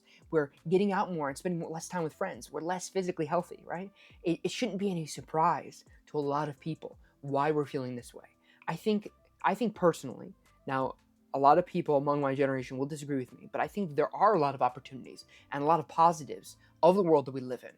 But rather than it being something purely external in the outside world that's making us feel poorly, it's more of our internal world that is at least 80% of the problem, in my view. And that is because of the things we've talked about, because of the way that we're living our life. And by the way, I'm not saying that we're individually to blame. I'm not saying that we're necessarily choosing, but we have been put in a position where the way we live our life is a lot less conducive to being happy, to being joyful, to being optimistic and hopeful about the future. And in that world, of course, we're going to be more pessimistic. But she spotlights in the book that this was even true before COVID, before we were forced into our homes and not to go outside. Even before that, we still had these feelings of pessimism. And that's very, very interesting when you compare that to past generations. The next trait we'll talk about, and again, she does a really good job of having each one flow into each other, and that is the perception of discrimination and an external locus of control. We'll talk about the first part first. She talks about, in this area of the book, that teen girls in particular view colleges as being much more discriminatory and biased against them than even past generations did, when the rate of college education for young women was much lower. So even though they're getting accepted into higher rates, getting degrees at higher rates, they tend to perceive that they're going to be discriminated against higher than past generations who actually were discriminated against. Now, I'm not saying that there isn't any, but it's fascinating when you see the comparison between the two. Now, she points to the Me Too movement as effectively driving this wedge between young women and young men, or young women in the world, allowing them or creating the environment in which they would think that they would have more discrimination against them, even if sometimes that's not the case. Now, let's talk about the second part, an external locus of control. What is an external locus of control? Well, it is this idea that the outside world, other forces, other groups, they have more power in your life than you do.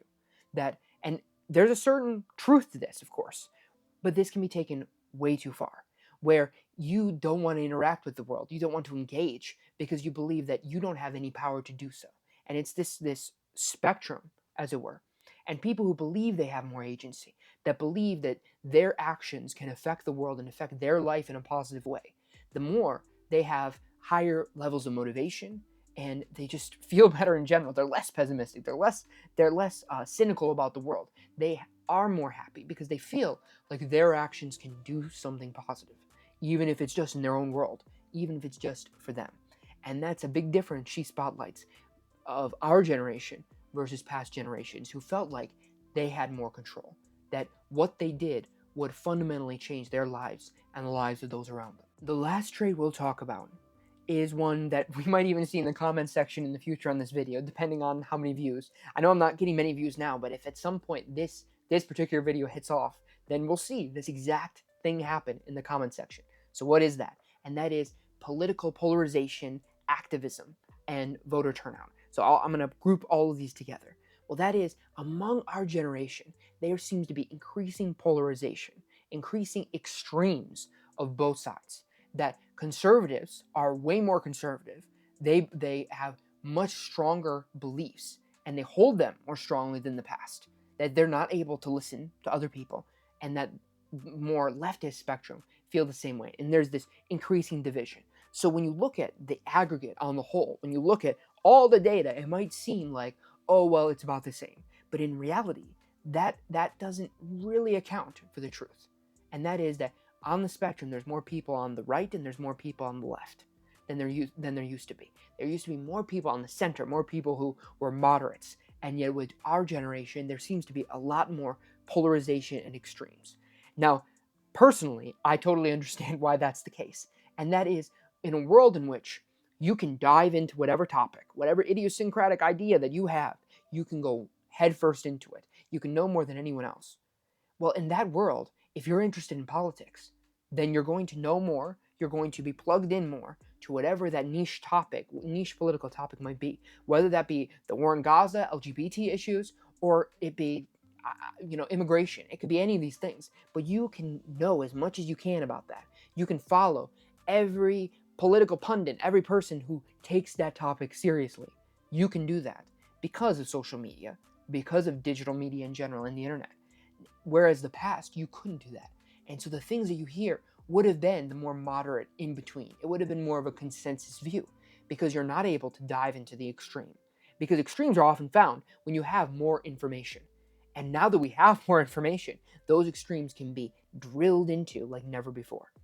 Well, along with that has become more political activism. We've seen more protests among young people, and we've also seen more voter turnout among young people than the past.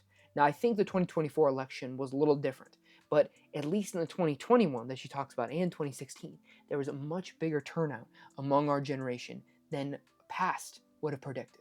The final trait we're going to talk about is shaped by the pandemic, is how she terms it. And what does she mean by that? Well, she sees the pandemic as being this catalyst that has amplified many of the traits of our generation. For instance, we'll take isolation and less interaction in real life. Well, how did the pandemic interact with that? Well, we all know. We were shut in our homes, we couldn't go anywhere, and in many cases, we were fearful for the lives of our family or our own lives. And because at the beginning, we had no clue what was even going on. We had no clue about the severity of what was going on. And different people reacted in way different ways. We had some people who wanted to go outside the next day, right? But we had many other people who took that fear to heart, and it really stuck with them in a way that I think changed them going forward. So that's just one example of how the impact of COVID-19 magnified these other traits that we're talking about. But it's also true for things like remote work. Past generations, the boomers for instance, would never even have imagined of a world in which your first job might be in your living room, working on your computer. Now, to be fair, many boomers would not have imagined much, but regardless, that still is a huge change that COVID-19 and the effect of the pandemic magnified to a large extent.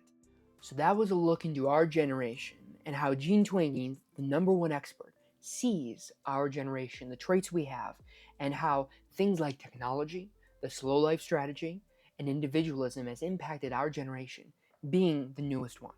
So I really want to see how this impacts your life. Are these traits true for you? Do they also represent who you are and different aspects of your friend group? I would love to hear how you think that they're true or false. Because again, at the end of the day, this is her perspective on the data that she's seen. Now, the data might be true, but how she's interpreting, how she's bringing it together, that might not necessarily be true. And even so, even if it was true when she put out the book, that doesn't necessarily mean that it's true today. Like I said, we're a young generation. We're still developing, changing, and growing. And so if that's how it was in the past, it doesn't necessarily mean that's how it's going to be in the future.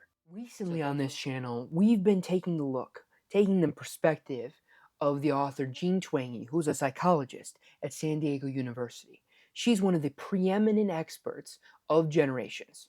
And in this part, we're going to look into what exactly is the next generation, Gen Alpha, commonly known as Gen Alpha, and also what's in store for our generation as well. So first, let's talk about Gen Alpha. She actually has renamed them something else. She calls them the polars. The reason for this is because she says one of the big changes for them will be the melting of the polar ice caps, i.e., that is climate change, and also political polarization. That they're growing up in a world where both sides are hotter, more extreme, and more against each other than ever. And so she calls them polars for that reason. Now, Gen Alpha gets its name because, of course, we have Gen X and then Gen Z, and so they're starting over with the Greek alphabet. Not exactly sure who came up with that, but the naming system of Gen X and Boomers is very fascinating. I'll cover that in another video. But for today, we're going to first look into polars. First, they grew up in an era post-social media, so they haven't known a time in which they didn't have Facebook, Twitter, or X as it is now, which I think is a terrible name, but and they didn't have X, they didn't have Snapchat, so they have only known that reality, in the reality where they had those things.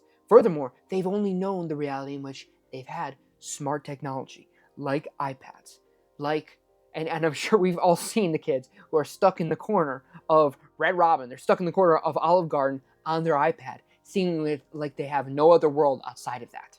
And that's the world in which they're growing up in today, a world in which is post-COVID as well, meaning they didn't know a world without masking beginning and becoming widespread. And their first formative memories were of the pandemic, were of that feeling of totally being unsure as to what was going to happen next with your life and with the lives of those around you. And depending upon the family and how they handled that, that honestly could leave a lot of trauma, a lot of fear and anxiety in the hearts of young people.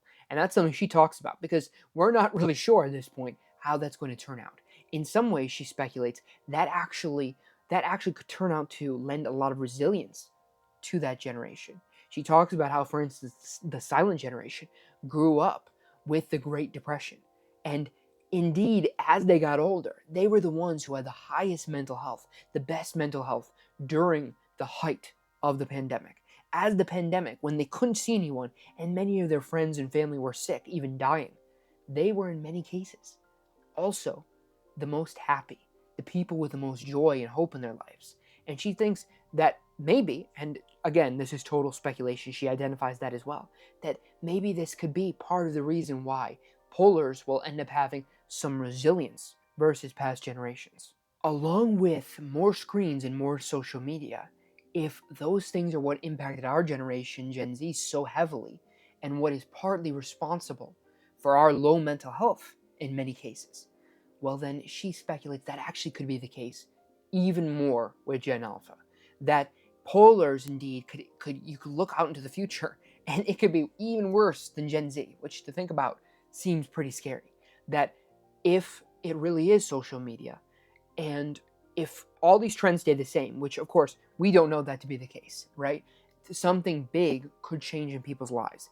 Millennials as parents could be much more proactive about socializing. There could be any number of changes, right? But if things stay the same, they could be on track to have an even worse mental health than we did, which, in my opinion, to take a little bit of a tangent, in my opinion, that makes it all the more important that our generation, that us Zoomers, really look into why this impacts us and what we can do to solve it. Because if we can solve this problem, or at least do something, make some effort, some progress in addressing our mental health struggles, then if this happens worse for our younger brothers and sisters, for our nieces and nephews, then at least they'll have someone to rely on, at least someone to depend on, who might know a little bit about this, who might have some personal expertise on the issue. Because I know us growing up, when we look at our parents and what they've gone through, and a lot of times they just don't understand. They cannot really see our perspective and what the anxiety, the internalizing disorders we talked about in past videos, what that really is like for us to deal with personally. Because they've had such a different upbringing growing up without technology, they don't see how that could really impact us uniquely, differently than how they would interact with it, because they haven't grown up with the same things. And if that is all the more magnified with the younger generation, then they'll need us, they'll need someone else, they will need some other solution to help us get out of that and move forward. Another super interesting trait with polars is that they're going to be the first non-white majority since the founding of our country, to our knowledge. And that is something that is interesting on a demographic standpoint, but could be interesting from a more personal standpoint. And that for several reasons. First, the biracial category, the other category of being more than one race, that has gone up incredibly quickly. And as a concept, especially considering that our generation values identity so highly and values our different identities and trying to bring them together to form ourselves, if that is the case, then what would that be like for Gen Alpha? It's a fascinating question, because if everyone is that way, then it's a little less unique. It's not as different. However, on the opposite end of the spectrum, right? If you're half black and half Asian, but you also have some Middle Eastern descent as well, right? That could make you a very unique person. So rather than it be something, oh well, everyone's the same because everyone's biracial, everyone's other, that's a possibility. People could think about it like that, and it could be less interesting as an identity marker. But on the contrary, it could become more interesting and more a point of differentiation. So it's a fascinating concept to see how future demographics will impact how people view their identity and how the next generation, polars, how they view themselves. The last thing we'll talk about is the future of education and childhood. And that is, in a world of AI, social media, iPads, iPhones, all of these things, right? What does that technology look like when you apply it in particular to the newest generation? Could education take a total change, especially when you have in-person versus digital learning? Because during the pandemic, many of Gen Alpha, they were the ones on their iPads, right, doing homework, working from home, as it were, right? Even as children, basically doing remote work, remote homework. And that, if that is the case, right, even if they start out with that. Now, I know the pandemic was something special. It's not like the pandemic happens every time.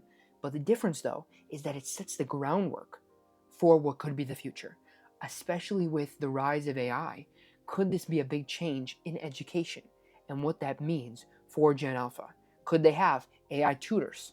And even now, you can ask ChatGPT for quizzes, for help on what you're doing, for summaries. So how could that be applied to education? How could that be applied to Gen Alpha? And how might that impact them? What might they have AI babysitters? So she starts speculating about these topics. And it is a fascinating one in general. However, AI could miss this entire generation. It could be the generation out after.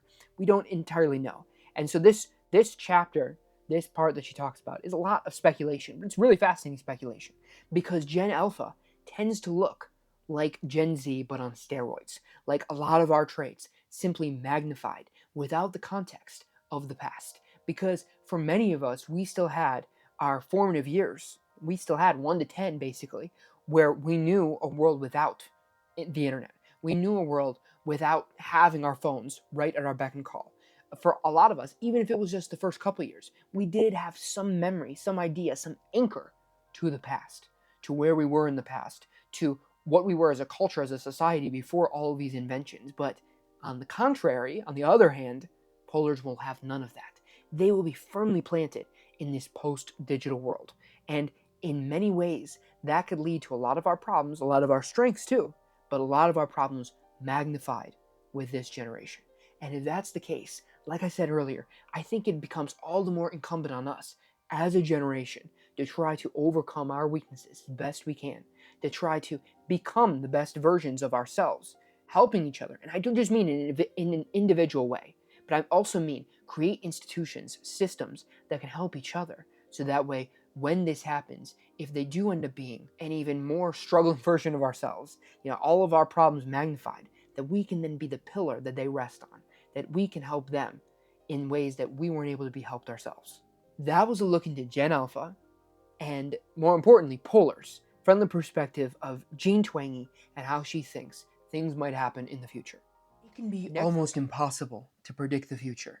It would have been unheard of from someone from the 80s to look at a smartphone today, something with more ability, more power in it than the computers that brought us to the moon.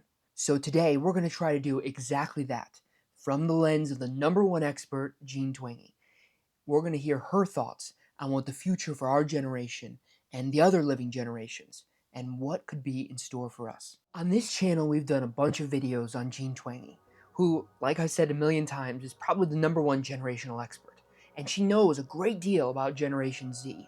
A lot of the work that we've done here has been focused on her book Generations, and it wraps up with a look into the future, into the trends that are projected outward across time. But something important that we have to keep in mind is just because something is trending a certain way does not mean it's going to go that way infinitum. That forever we're going to have, a faster car or a better phone. Instead, there's going to be huge pivots to brand new things that we couldn't have seen coming. I think a great example of this might have been AI, where all of a sudden it seemed out of nowhere something with great capabilities just emerged, and now people are using it every day. Whereas if you talked to someone 10 years ago, they would have never even thought that that would have happened so quickly. And she uses in her book the idea of the Jetsons, the TV show Jetsons. Now, if you're Generation Z like I am, you might not have seen that show, but it was this cute little cartoon that talked about the future, and it was, a little bit of a sitcom, kind of like the Flintstones, but futuristic. And one big thing she says is that they got a lot of things right. You go back and watch it, they got a lot of very interesting things right. I think one of them was video conferencing. I think all the way back then, they had the idea of video conferencing. But what is a big difference that they didn't see coming? Well, they didn't see that Mrs. Jetson wouldn't have worked just in the home. She wouldn't have been just a homemaker. Instead, today, if Mrs. Jetson existed, she would probably have her own job and her own career. She might not be a homemaker. And that was something that they didn't see coming. So they were able to see some trends, some technological trends, but other ones totally came out of the blue. And that's something we have to keep in mind. So as I go about this, I would love to hear your thoughts about what might be the big innovations, the big changes that are in store for our generation. So the reason why I'd like to hear your thoughts is because some of these changes could come from nowhere, and all of a sudden we could be in a brand new world we wouldn't have seen coming.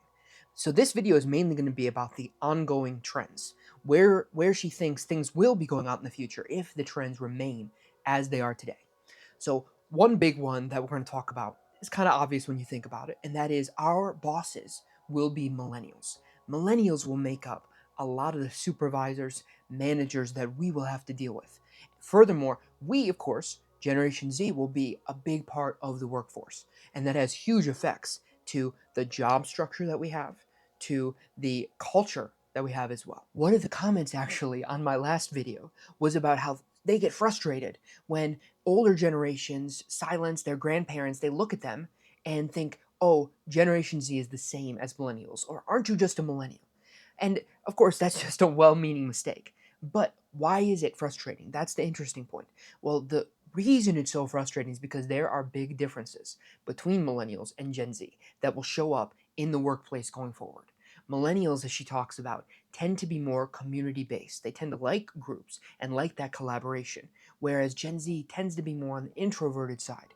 They tend to want more ability to do remote work, to have their own office, for instance, to have more flexibility, more ability to choose what their goals will be and how they'll get them done. Whereas millennials prefer a more collaborative culture. And this will definitely hit pretty hard because I think introversion sometimes can be taken as being antisocial.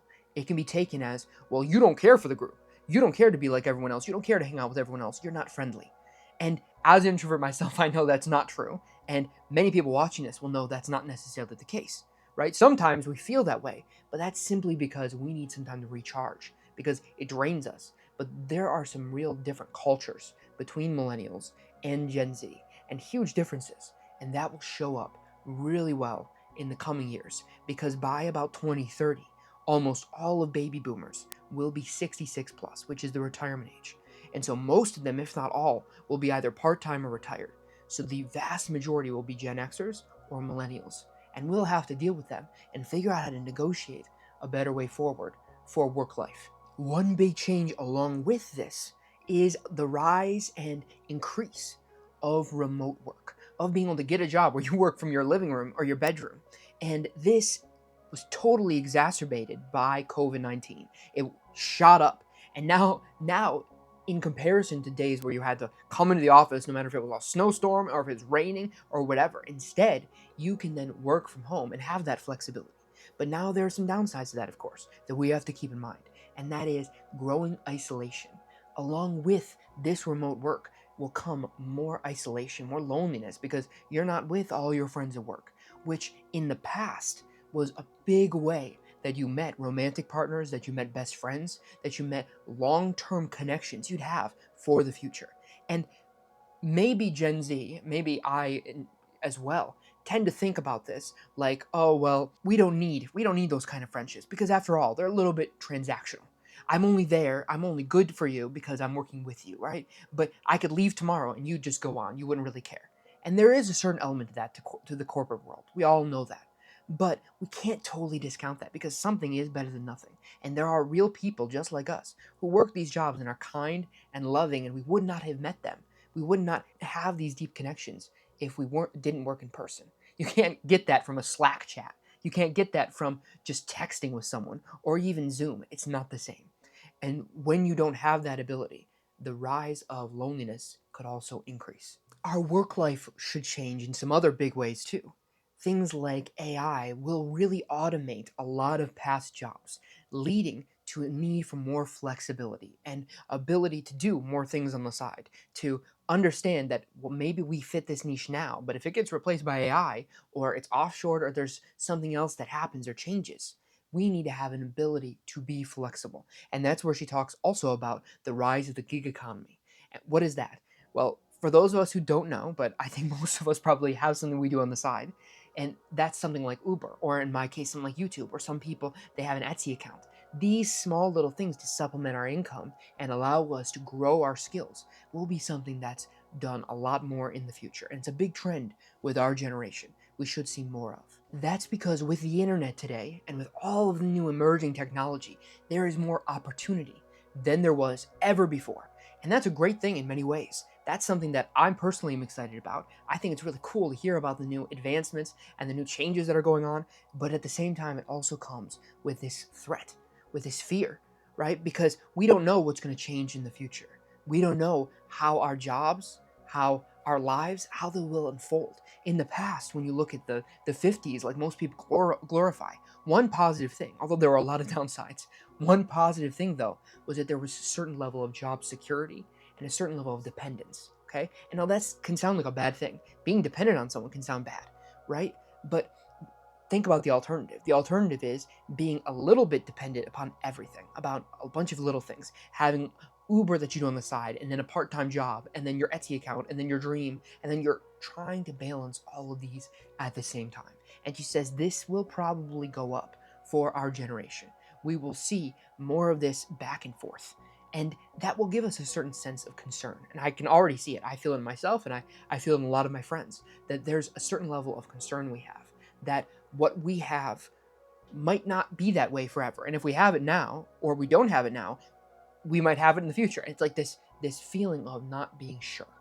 And in the past, if you have a job that you can rely on, that's going to give you a pension, that gives you health insurance, then you realize, or you have this stability in your mind that you'll be okay. That regardless of what happens, what changes happen in the future, what new headline in the news, what new president, that you'll be okay regardless because you've been at this company for 30 years and they've taken good care of you, or you know you're going to get a pension, or your retirement is there, and on and on.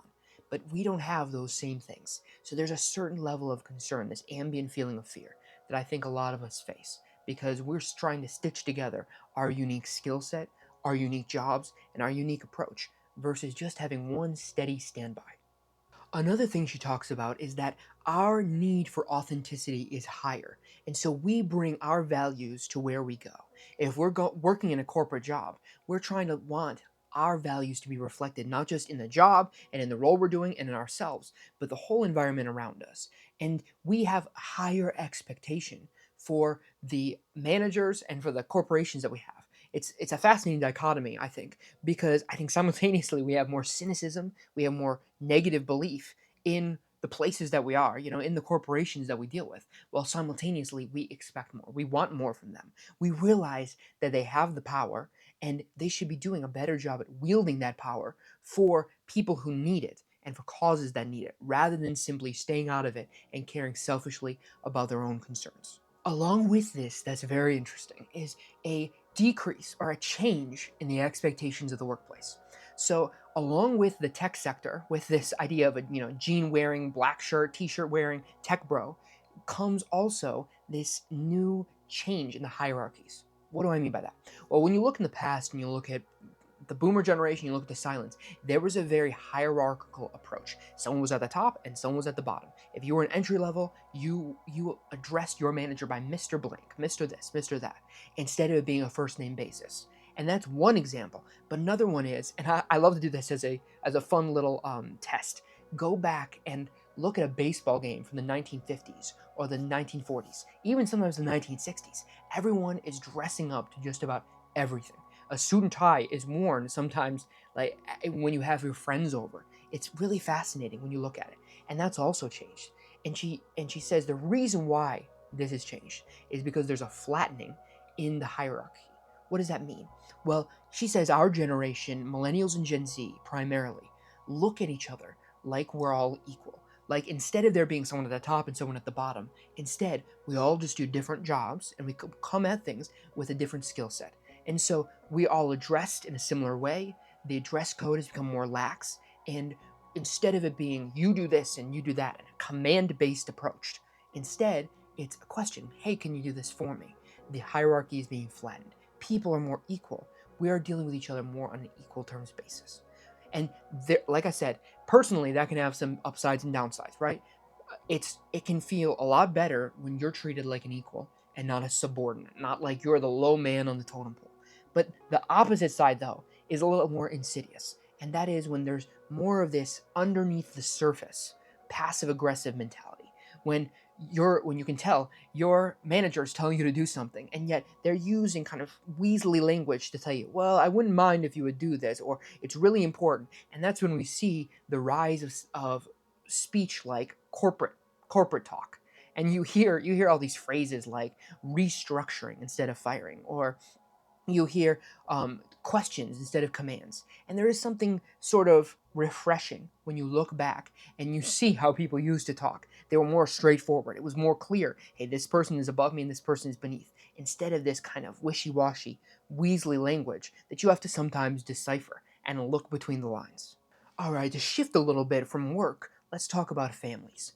Well, one of the big trends that she says going forward will be a decrease in families and birth rates, because not only were millennials the lowest when it comes to birth rates, but now we're in Gen Z. And if anyone has met enough Gen Zers, then you know that there's a low likelihood there's going to be a lot of kids going forward. And why is that the case? Well, part of it, of course, is like we talked about in the past: loneliness and isolation, less sexual activity, less meeting people, less dates, all of that. And that's a big part. And, that social media and online communication is a big aspect. But another big one that she cites is more anxiety about the future, more fear of what's coming. Like we talked about earlier in the video, this struggle with stability, this struggle with feeling like you're not going to be ready for the future, you're not going to be built up, you don't want to have a firm enough foundation to have the life that you want to going forward. And I think Gen Z struggles with that the most. And that will be a big barrier to birth rates going forward. Now, the last point I want to talk about is religion and politics. What do I mean by that? Well, we are the most atheist generation by far. We tend to have far less belief in any of the traditional religions. Now, along with that, actually has not come, according to her, has not come along with a rise in spirituality. So a lot of people in the past have seen generations and have seen the rise in atheism and have said, okay, well, they just don't like the word religious. Instead, they're using terms like spiritual. And these spiritual values sometimes are equivalent to past religions. So they have a spiritual belief in Jesus, they have a spiritual relationship. Or they tend to go towards more spiritual practices like Wiccan and things like that. However, that is not what you see with Generation Z. Instead, you see far less religion and spirituality in general. But furthermore, she says this has left a meaning gap in the lives of Gen Z, that there's a search for meaning, and in that place, a lot of times has come politics, and political values have replaced a lot of what religion would have filled the gap in the past. So the question that I have is, with this rise of polarization and voter turnout, she tends to think that Gen Z is going to be much more overrepresented, a lot like the baby boomers. But I wonder if that's the case, because if we're struggling with an external locus of control and feeling like we're having a hard time affecting things, that things are too big for us and we're struggling with anxiety and loneliness and blah, blah, blah, that is not exactly the stew that's going to lead to you changing things. That's not going to be the pot that is going to lead to a magic spell that will make you go into politics. Instead, to me, it's going to be the opposite. It's going to be more check out, care less. But she says in her prediction, her trend is that she thinks there's going to be more voter turnout, like there has been in the past, but that's going to lead to more representation of Gen Z rather than what happened with Gen X, because the baby boomers were vastly overrepresented as a generation. But silence in Gen X did not have nearly the presence that they did, while millennials are now coming more and more into politics and are starting to look more like the baby boomers in how they're represented, at least in America, in the representation we have in Congress. And so she tends to think, like I said, that Gen Z is going to follow more of the millennial and baby boomer rather than the Gen X in silence when it comes to representation. So I have that question for you guys. Do you think that's going to be the case? Are we going to be overrepresented, or are we going to check out, and our anxiety and our cynicism about the systems that we're in allow us to care less and show up less? Overall, there will be a lot of trends which will be magnified in the future. Our workplace will change a great deal based upon millennials and the changing hierarchy structure that we'll have to deal with, which comes with both its pluses and its minuses. While at the same time, flexibility will become more important as AI and other advancements change things, and as there's more remote work, we'll have to adapt. So there will be more side gigs and side hustles that we'll have to engage in. And then past that, with lower birth rates, we might see some struggles with the economy and maintaining Social Security and other benefits from the government and our larger system going forward. Furthermore, we'll also see that politics and religion will have a fascinating back and forth as religion decreases with our generation and as politics increases in our care for ideology and wanting to change things on a more systemic level versus a more spiritual level. So that was a look into Jean Twenge and her work. And with that, I think that will probably be most of what we cover from her, and we'll try to cover some other things going forward. But I hope that you've learned a lot about her perspective and the information, all of the evidence that she has to work with. It should give you some insight into not just yourself and our generation around you, but also your parents, your grandparents, your older brothers and sisters, your uncles and aunts, because these trends are not just individual, not just within us, but within everyone around us. So thanks for looking into it.